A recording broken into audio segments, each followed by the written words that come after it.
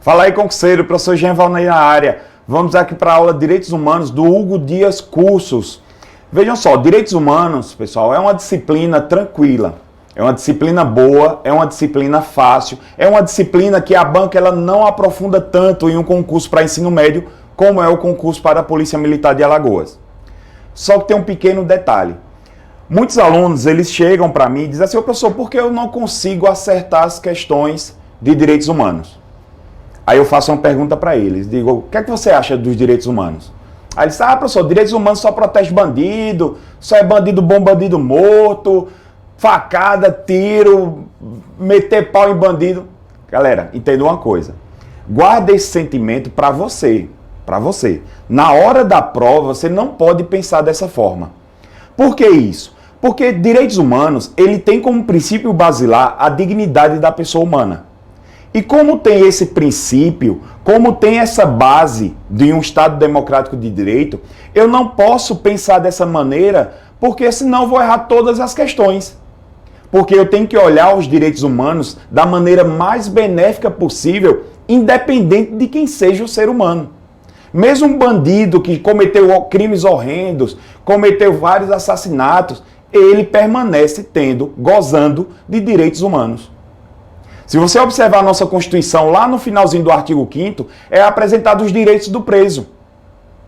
Então, essa termina sendo a ideia. Então, quando você for responder às questões de direitos humanos, você tem que começar a responder da maneira mais benéfica possível. Você tem que olhar com um sentimento mais dentro da benese, ou seja, mais coerente.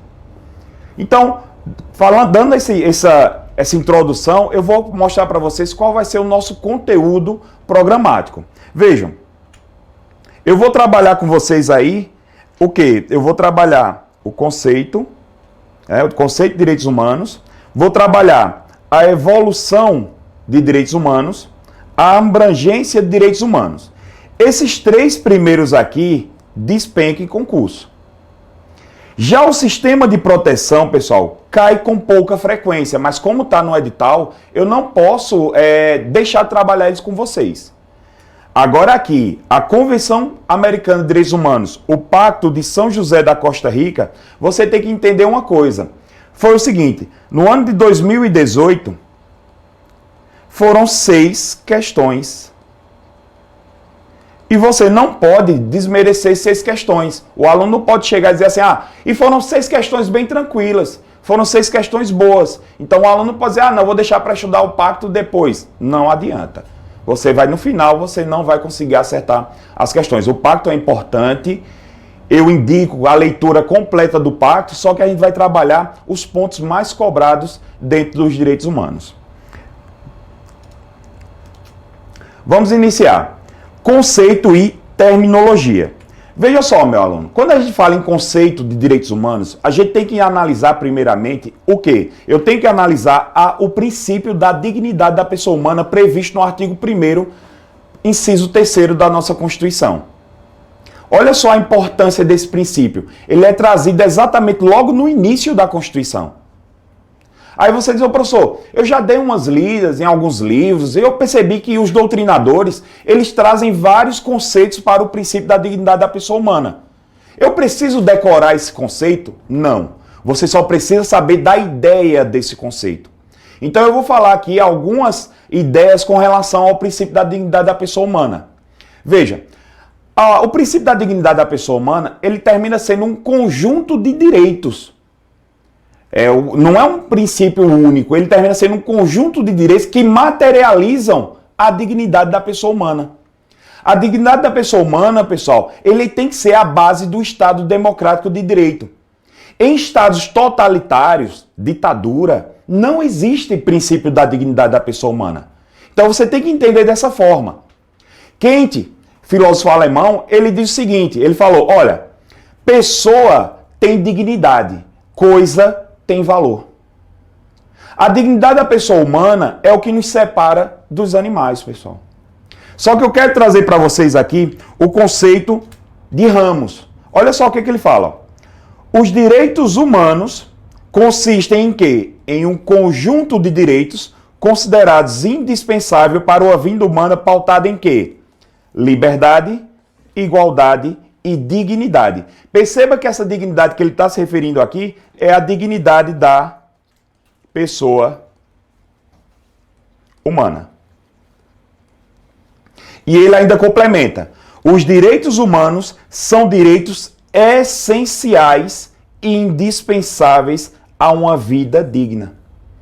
Se você observar a nossa Constituição lá no artigo 5º, ele já traz exatamente esse conceito de vida digna. Perfeito? Vamos ver como isso já foi cobrado em concurso. As pessoas naturais que violam direitos humanos continuam a gozar da proteção prevista às normas que dispõem sobre direitos humanos. Questão correta. Veja, pessoal, essa questão da PRF de 2019 cobrou exatamente aquela observação que eu fiz anteriormente, lá no começo da aula. Que mesmo aquela pessoa que violou direitos humanos de outra pessoa, ela ainda continua a gozar de direitos humanos. Se você chega na prova com aquele pensamento que direitos humanos só é para bandidos, certamente você termina errando essa questão. Então, como eu sempre falo, guarde esse sentimento para você, para qualquer lugar, menos no momento do concurso, menos no momento da prova. Perfeito? Vamos lá. Quero trabalhar com vocês algumas nomenclaturas. Eu tenho a nomenclatura chamada de direitos do homem, nomenclatura de direitos fundamentais, a nomenclatura de direitos humanos. Perceba, cada uma dessas, ela tem um conceito distinto. Veja, quando eu falo direitos humanos, direitos do homem, significa dizer que é um direito que já nasce comigo. A partir do momento que eu nascer, eu já tenho esse direito humano. Ele é inato. Isso aí já é de uma corrente que eu não quero aprofundar muito com vocês, mas é de uma corrente chamada corrente justnaturalista. Significa o quê? Que eu, a partir do momento que eu já nasço, eu já tenho direitos humanos. Eu não preciso que esse direito humano seja positivado. Ou seja, não preciso que esse direito humano ele seja escrito para que eu possa gozar desse direito humano.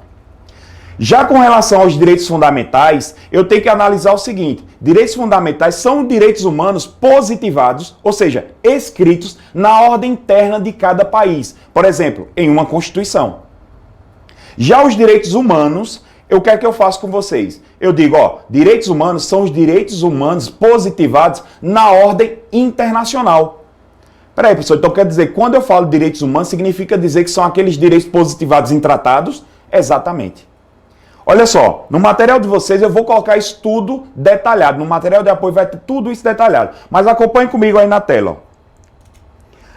Direitos do homem é o quê? É aquele inerente ao ser humano. Direitos fundamentais já são aqueles positivados, o quê? Na ordem interna, ou seja, em uma Constituição, como é no nosso caso. Já os direitos humanos são aqueles positivados na ordem jurídica externa, ou seja, em tratados. Em tratados internacionais. Ok? Vejam, como foi isso cobrado em concurso? As expressões direitos humanos, galera, deixa eu dizer, só dar um toquezinho como você vai responder as questões. Olha só, a prova é sua. O que você não pode errar é o gabarito. O gabarito você não pode rasurar, você não pode sujar, você não pode molhar, não. Mas a prova você pode riscar à vontade, você pode escrever na prova. E é importante que você faça essas marcações na sua prova para que você fique atento, porque basicamente o CES faz o quê? É troca de palavras. O seu concurso, basta você atentar para as palavras-chave. Olha só, acompanhe comigo aí essa questão. Olha só. As expressões direitos humanos, aí na sua prova, você aqui, você circula. A expressão direitos humanos e direitos fundamentais são consideradas sinônimas. Vamos pensar comigo, são sinônimas? Claro que não. Por se referirem a valores e direitos consagrados, protegidos no âmbito internacional. Veja só que a banca fez. Questão errada. Por quê? Porque direitos humanos, ele é na ordem interna, enquanto os direitos humanos é na ordem externa, só posso consertar aqui, na ordem externa. Os direitos fundamentais é na ordem interna. Na ordem interna. Por isso que a questão está errada. Por quê? Eu tenho dois erros. Primeiro, dizendo que são sinônimas. E segundo, dizendo que os direitos humanos e os direitos fundamentais são apenas no âmbito internacional. Olha outra questão. Os sujeitos contrários aos direitos humanos são, na prática, quase violadores de direitos humanos, pois incitam, ainda que indiretamente, o seu desrespeito. Galera, veja, foi um concurso para a Polícia Militar do Ceará do ano de 2012. Percebam que a questão está totalmente correta. Percebeu que essa questão, ela abordou exatamente aquilo que eu venho falando. Ou seja, se você incita sendo contra os direitos humanos, indiretamente você está incitando que outras pessoas violem os direitos humanos, inclusive o seu futuro policial militar. Eu sempre tenho essa ideia que os direitos humanos, eles também devem ser garantidos para o policial militar. E os direitos humanos, para ser garantido para o policial militar, tem que ser o Estado que tem que prestar isso a ele. O Estado tem que dar treinamento, tem que dar uniforme, tem que dar EPIs, viaturas. Então, quando o Estado ele faz salário, pessoal, salário digno. Quando o Estado faz isso, exatamente ele está garantindo os direitos humanos do policial. Perfeito? Vamos lá. Eu quero trabalhar agora a estrutura normativa. Veja, a estrutura normativa dos direitos humanos, ela é uma estrutura que a gente chama de estrutura principiológica. Como assim, professor? Principiológica. Por quê? Porque os direitos humanos, eles são basicamente pautados em princípios. Só é você lembrar do princípio da dignidade da pessoa humana. Só que eu vou ter que fazer uma pequena distinção. Olha só, eu tenho uma estrutura normativa e essa estrutura normativa ela se divide em regras e se divide em princípios. As regras, pessoal, são mandamentos determinados. São mandamentos determinados. São mandamentos determinados. São mandamentos precisos. Já os princípios, eles determinam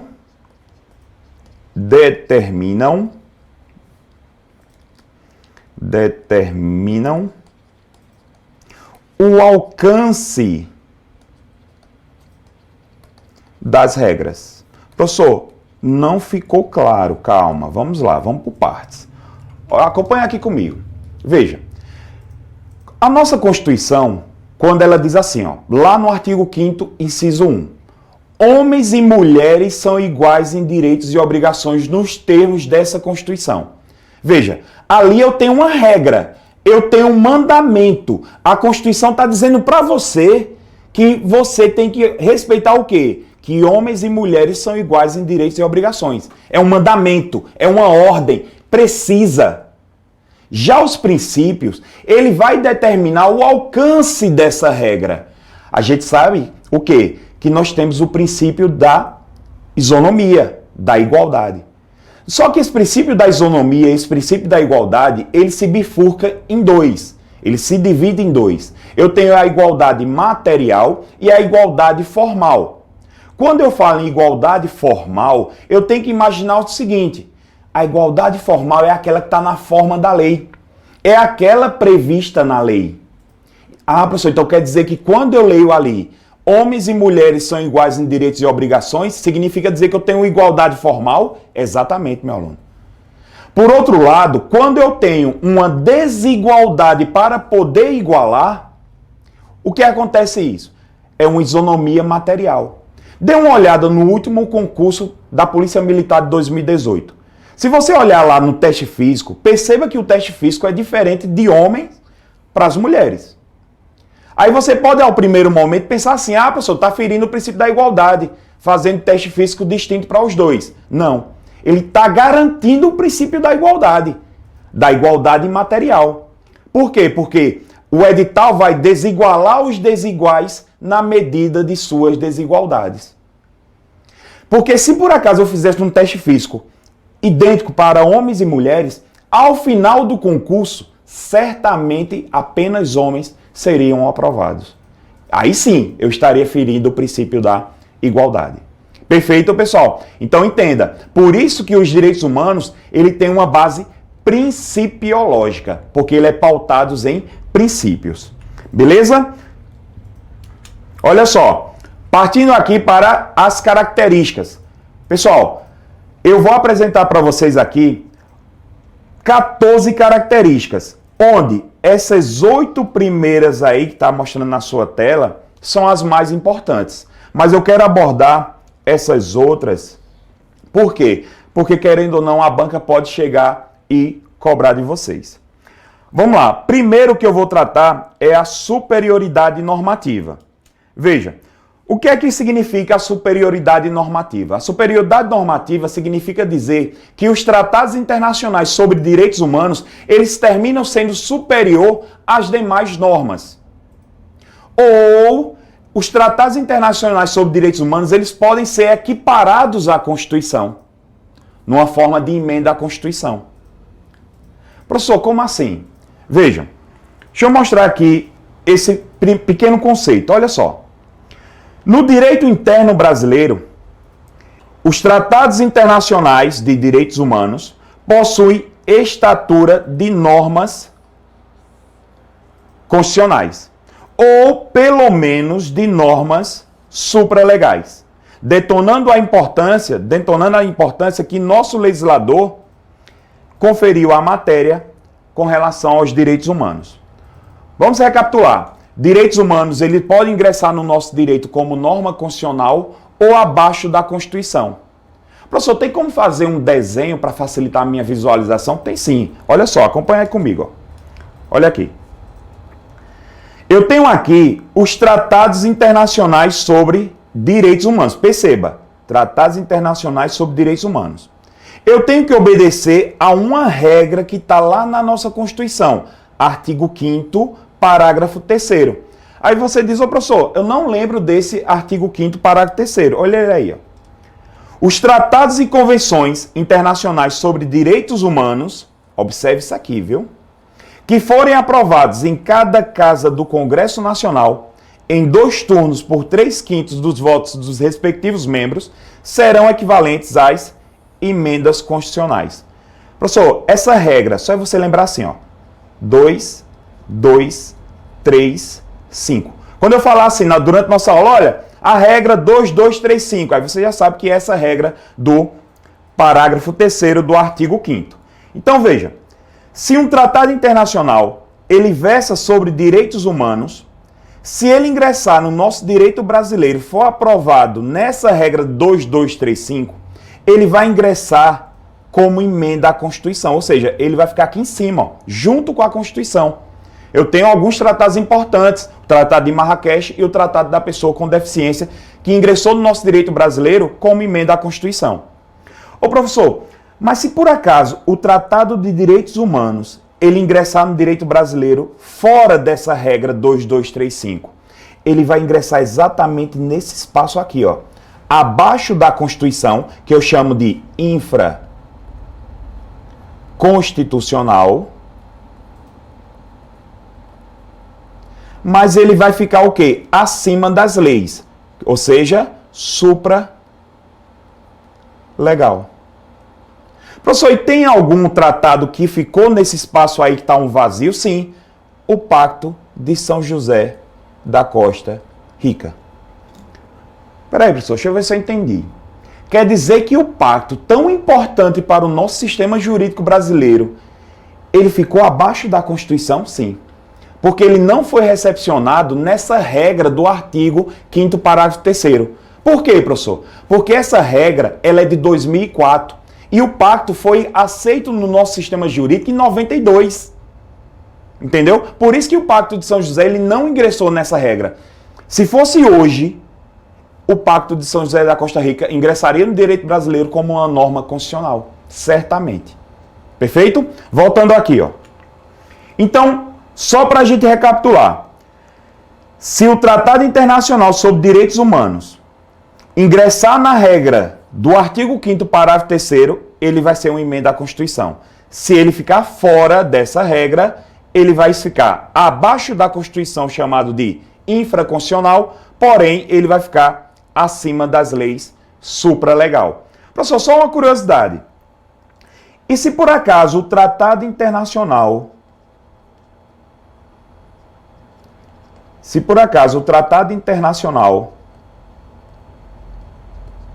ele trata de outro assunto e não direitos humanos.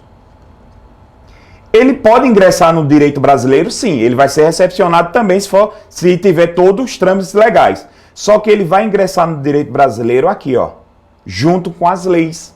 Ele vai ingressar como uma lei ordinária. Professor, tem algum exemplo de um tratado que versa sobre o assunto que ingressou no direito brasileiro? Sim, o Mercosul. O Mercosul, ele ingressou no direito brasileiro junto com as leis ali. Ele se tornou uma lei ordinária. Ele foi equiparado a uma lei ordinária. Tranquilo? Vamos lá, continuando nosso estudo.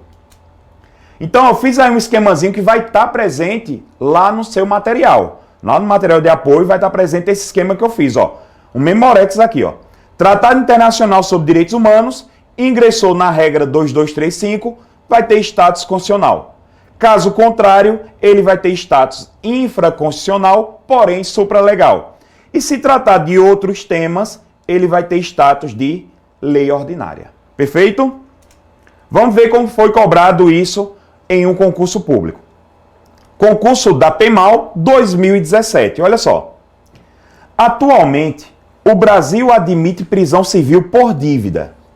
Só que ele só admite exclusivamente no caso de inadimplemento de obrigação alimentar, ou seja, o devedor de pensão alimentícia, nos termos da Convenção Americana dos Direitos Humanos. Veja, muitos alunos vieram me questionar essa questão, porque disseram assim: professor, na Constituição está errado. Porque na Constituição diz que a dívida, a prisão por dívida pode ser tanto para o devedor de pensão alimentícia, eu vou colocar só pensão, certo? E para o depositário infiel. Depositário infiel. Veja, a Constituição autoriza a prisão dessas duas pessoas, prisão civil. Só que o Pacto de São José, a Convenção Americana, ele retirou essa possibilidade. Peraí, professor, não, tá errado. Veja, o aluno ele pode chegar para mim e dizer assim: professor, mas o Pacto de São José, ele não está abaixo da Constituição. Como é que ele tornou inconstitucional essa prisão do depositário infiel? Pessoal, calma lá. O Pacto de São José não tornou inconstitucional a prisão do depositário infiel. Ele apenas retirou a eficácia da prisão. Professor, juridiquês não, professor, seja mais claro. Olha só, acompanha aqui comigo nesse slide aqui, ó. Deixa eu só retornar aqui para mostrar para vocês. Olha só. Veja. O Pacto de São José, ele está nessa região aqui, como eu mostrei para vocês anteriormente. A Constituição autoriza a prisão do devedor de pensão e autoriza a prisão do depositário infiel. Depositário infiel. Só que o pacto proíbe a prisão do depositário infiel. Só que tem um pequeno detalhe: a Constituição só autoriza a prisão, mas não diz como é que tem que ser praticada, como deve ser realizada essa prisão. Então, quem trouxe isso foi o Código de Processo Civil. O Código de Processo Civil é uma lei e, consequentemente, está abaixo do pacto. Ah, professor, então peraí, deixa eu ver agora se eu entendi. A Constituição autorizou a prisão. Porém, como vai ser realizada essa prisão, foi trazida em uma lei. E essa lei está abaixo do Pacto de São José da Costa Rica. Exato, meu aluno. E o que foi que o pacto fez? Ele retirou a eficácia dessa lei quando se trata de depositário infiel. Professor, e como é que eu respondo num concurso? Veja, você vai ter que analisar o comando da questão. Como assim, professor? Comando da questão. Aqui, ó. Perceba. Aqui, a questão pede no finalzinho, ó. nos termos da Convenção Americana de Direitos Humanos. Então você tem que responder essa questão de acordo com o Pacto de São José da Costa Rica. Perfeito? Então, essa é a ideia. Aí o aluno chega para mim e faz: professor, e o que danado é o depositário infiel? Você falou tanto de depositário infiel, depositário infiel. E o que é o depositário infiel? Se você tem um carro financiado, lá no documento do seu carro vai estar lá, alienado ao banco tal. Aquela nomenclatura que tem ali significa dizer que você é um depositário. Porque aquele carro ainda não é seu. O carro só vai ser seu depois que você o quê? Quitar. Você quitando, aí sim, o carro passa para sua propriedade. Porque até então você só tem a posse do carro, ou seja, você é um depositário fiel. Deixou de pagar, se torna um depositário infiel. Perfeito? Vamos lá. Olha outra questão. Ao ser humano são assegurados os direitos humanos, desde que seja reconhecido pelo Estado como cidadão. Perfeito? Veja, essa questão ela se encontra errada, porque só é você imaginar. Peraí, direitos humanos só vai ser garantido para quem é cidadão? Não, pessoal. Por quê? Porque uma criança de 1 ano de idade, ela tem direitos humanos. Perfeito? Seria um pouco ilógico para a garantia dos direitos humanos. Tranquilo, pessoal? Então pronto, pessoal. Já clica no segundo bloco e vamos continuar com as características, iniciando em historicidade. Valeu, galera. Até daqui a pouco.